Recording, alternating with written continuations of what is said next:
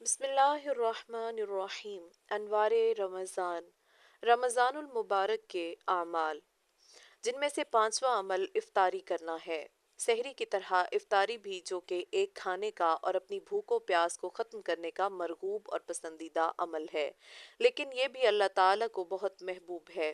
دن بھر کے روزے کے بعد شام کو تھکا ماندہ، بھوکا پیاسا، اللہ کی رضا و خوشنودی کے حصول کے لیے قربانی دینے والا روزہ دار جب افطاری کے لیے بیٹھتا ہے، کھانا پینا سب کچھ سامنے ہوتے ہوئے بھی اذان کے انتظار میں بیٹھا اللہ کو یاد کرتا ہے، اللہ کے سامنے ہاتھ اٹھاتا ہے، تو اللہ تعالیٰ کو اس کی یہ ادا بہت پسند آتی ہے، اور اسی لیے اللہ تعالیٰ اس وقت اپنے بندوں پر خصوصی رحمت کی نگاہ ڈالتے ہیں، چنانچہ دعائیں قبول ہوتی ہیں، مغفرت کے خزانے لٹائے جاتے ہیں، جہنم سے بے شمار لوگوں کی گردنوں کو آزاد کیا جاتا ہے۔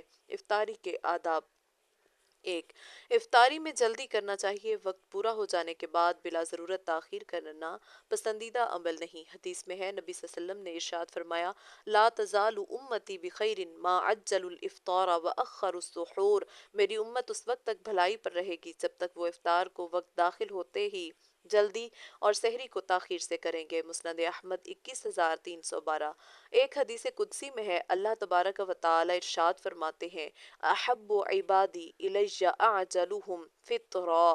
میرے بندوں میں سب سے زیادہ محبوب میرے نزدیک وہ ہیں جو لوگوں میں سب سے زیادہ جلدی افطار کرنے والے ہیں۔ صحیح ابن خزیمہ 2062۔ اسی وجہ سے غروب آفتاب کے بعد نماز مغرب سے پہلے کچھ نہ کچھ کھا پی لینا چاہیے تاکہ روزہ کھولنے میں تاخیر نہ ہو۔ نبی کریم صلی اللہ علیہ وسلم کے بارے میں حضرت انس فرماتے ہیں، کان لا یصلی المغرب حتی یفطر ولو کان شربۃ من ماء۔ نبی کریم صلی اللہ علیہ وسلم مغرب کی نماز نہیں پڑھتے تھے یہاں تک کہ آپ صلی اللہ علیہ وسلم روزہ کھول لیتے، اگرچہ پانی کا ایک گھونٹ ہی کیوں نہ ہو۔ صحیح ابن خزیمہ 2063۔ دو، افطاری میں بہتر ہے کہ کھجور سے روزہ کھولا جائے۔ نبی صلی اللہ علیہ وسلم نے اسے برکت کا باعث قرار دیا ہے، اور اگر کھجور نہ ہو تو پانی سے روزہ کھولنا چاہیے۔ چنانچہ حدیث پاک میں آتا ہے، آپ صلی اللہ علیہ وسلم نے ارشاد فرمایا، اذا افطر احدکم فلیفطر علی تمر فإنہ برکہ فإن لم یجد تمرا فالماء فإنہ طہور۔ جب تم میں سے کوئی روزہ کھولے تو اسے کھجور سے کھولنا چاہیے، اس لیے کہ یہ برکت کا باعث ہے، اور اگر کھجور نہ ملے تو پانی سے کھولنا چاہیے کیونکہ یہ پاک کرنے والا ہے۔ ترمذی 658۔ تین، افطاری کا وقت رحمتوں اور برکتوں کے لوٹنے، دعاؤں کے قبول ہونے اور جہنم سے خلاصی حاصل کرنے کا وقت ہوتا ہے، لہٰذا اس اہم ترین وقت کو غفلت، گپ شپ، کھیل کود میں یا صرف افطاری کی تیاری میں ہی صرف نہیں کر دینا چاہیے، بلکہ اللہ تعالیٰ کی طرف رجوع کر کے خوب دعاؤں کا اہتمام کرنا چاہیے۔ صحابی رسول حضرت سیدنا عبداللہ ابن عمر کے بارے میں آتا ہے کہ وہ افطار کے مبارک وقت اپنے اہل و عیال کو لے کر بہت اہتمام سے دعا کیا کرتے تھے۔ شعب الایمان 3624۔ افطاری کے وقت کی چند دعائیں۔ نبی کریم صلی اللہ علیہ وسلم سے افطاری کے بابرکت وقت میں مدرجہ ذیل دعائیں پڑھنا ثابت ہے، انہیں یاد کر کے اپنی دعاؤں میں شامل کرنا چاہیے۔ حضرت عبداللہ ابن عمر افطاری کے وقت یہ دعا مانگا کرتے تھے، یا واسع المغفرۃ اغفر لی، ترجمہ، اے وسیع مغفرت والے اللہ میری مغفرت فرما۔ شعب الایمان 3620۔ حضرت عبداللہ ابن مسعود رضی اللہ عنہ سے افطاری کے وقت یہ دعا منقول ہے، اللہم انی اسألک برحمتک التی وسعت کل شیء ان تغفر لی، ترجمہ، اے اللہ میں آپ سے آپ کی اس رحمت کے واسطے سے مانگتا ہوں جو ہر چیز پر وسعت رکھتی ہے، آپ میری مغفرت فرما دیجئے۔ شعب الایمان 3621۔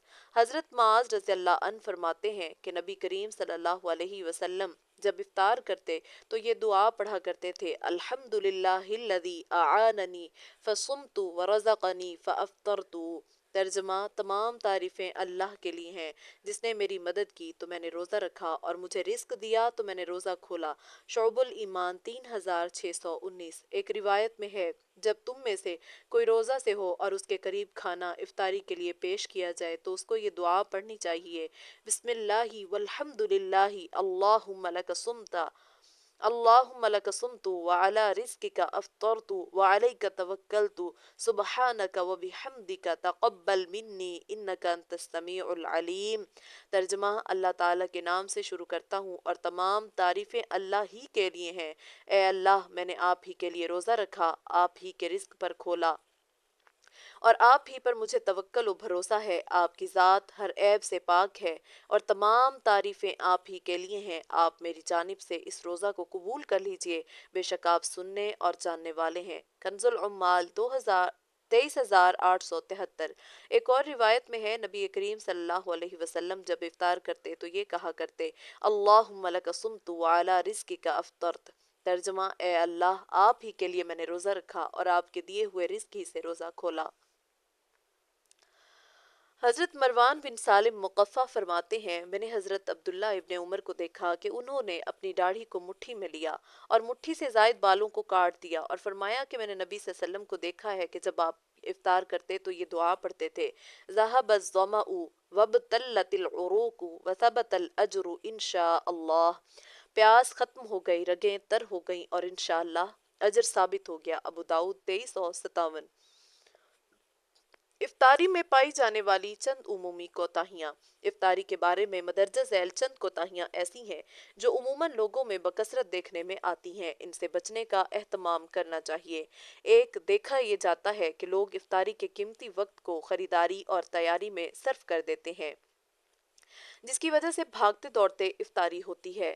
دو، بعض لوگ افطاری کا وقت ہو جانے کے بعد بلا ضرورت تاخیر کرتے ہیں جو درست نہیں۔ تین، کچھ لوگ جلد بازی میں وقت سے پہلے ہی افطاری کر لیتے ہیں، ان کا عمل بھی درست نہیں، بلکہ ان کی کوتاہی تاخیر کرنے والوں سے بھی بڑی ہے، اس لیے کہ اس سے روزہ ٹوٹ جاتا ہے، جس کی وجہ سے دن بھر کی محنت پر پانی پھر جاتا ہے۔ چار، افطاری میں بعض حضرات اسراف اور فضول خرچی کے مرتکب ہوتے ہیں، یعنی اپنی حیثیت و ضرورت سے زیادہ کا اہتمام کرتے ہیں، جس کی وجہ سے اکثر یہ منظر دیکھنے میں آتا ہے کہ کھانے پینے کی قیمتی، مہنگی اور بیش بہا اشیاء ضائع ہو کر کوڑا کرکٹ کی نظر ہو کر پھینک دی جاتی ہیں، جو یقیناً رزق کی بڑی ناقدری ہے، اس سے رزق چھن جانے کا اندیشہ ہوتا ہے۔ پانچ، بعض لوگ اچھی طرح پیٹ بھر کر سکون سے افطاری کرنے کے وجہ سے جماعت ہی کو ترک کر بیٹھتے ہیں، گھروں میں نماز پڑھ لیتے ہیں جو کسی طرح درست نہیں۔ مساجد میں عموماً افطاری کے 10-15 منٹ کے بعد نماز ہوتی ہے، جو روزہ کھولنے اور افطاری کرنے کے لیے کافی وقت ہوتا ہے، لہٰذا اس کوتاہی سے بچنا چاہیے۔ 6، افطاری کے وقت بہت سے لوگوں کی یہ عادت دیکھنے میں آتی ہے کہ وہ افطاری کی اس عظیم قیمتی بابرکت وقت میں ٹی وی کھول کے بیٹھتے ہیں، جس کی وجہ سے اس قیمتی وقت میں آنکھوں اور کانوں کے مہلک اور تباہ کن گناہ میں مبتلا ہوتے ہیں۔ بد نظری بھی ہوتی ہے، موسیقی، میوزک وغیرہ کی آوازیں بھی کانوں میں پڑتی ہیں۔ ان لوگوں کا یہ کہنا ہوتا ہے کہ معیاری وقت پر افطاری کی جا سکے، حالانکہ یہ عذر لنگ کے سوا کچھ نہیں۔ بھلا کیا افطاری کے وقت پر مطلع ہونے کا یہی ایک راستہ رہ گیا ہے کہ اللہ کے نام پر رکھے جانے والے روزہ کو اسی کی نافرمانی اور گناہ کی حالت میں کھولا جائے؟